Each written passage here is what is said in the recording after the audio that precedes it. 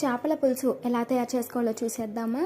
ముందుగా అయితే చేపలు తీసుకొని దాన్ని మంచిగా క్లీన్ చేసుకొని దాని తర్వాత ఉప్పు అలాగే నిమ్మకాయ కూడా కలుపుకొని ఇంకాసేపు అయితే మనం పక్కన ఉంచుకోవాలి. దీనివల్ల నీసు వాసన అనేది చేపలకి రాదు. సో ఇప్పుడైతే ఒక మిక్సీ గిన్నె తీసుకొని దాంట్లో ఉల్లిపాయ, టమాటా, పచ్చిమిర్చి, జీలకర్ర ఇవన్నీ మిక్సీ వేసుకొని పక్కన ఉంచుకోవాలి.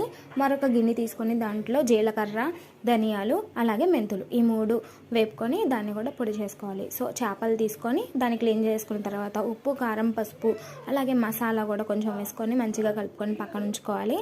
సో ఇప్పుడైతే దాన్ని మనం పొడి చేసుకున్నాం. ఇప్పుడు ఒక దాకా తీసుకొని అందులో తగినంత ఆయిల్ వేసుకొని మెంతులు అలాగే కరివేపాకు అలాగే పచ్చిమిర్చి, ఉల్లిపాయ, పచ్చిమిర్చి గ్రేవీ కూడా మనం వేసుకొని కలుపుకొని కొంచెం మసాలా వేసుకొని కలుపుకొని కారం వేసుకొని కలుపుకొని మంచిగా అది వేగిన తర్వాత మనం కలిపెట్టుకున్న చేప ముక్కల్ని కూడా అన్నీ వేసేసుకుందాము. ఇప్పుడైతే చింతపండు రసము అలాగే వాటర్ వేసుకొని మరిగించుకొని పొడి చేసుకున్నది వేసేసుకుందాం. చాలా సింపుల్ కదా.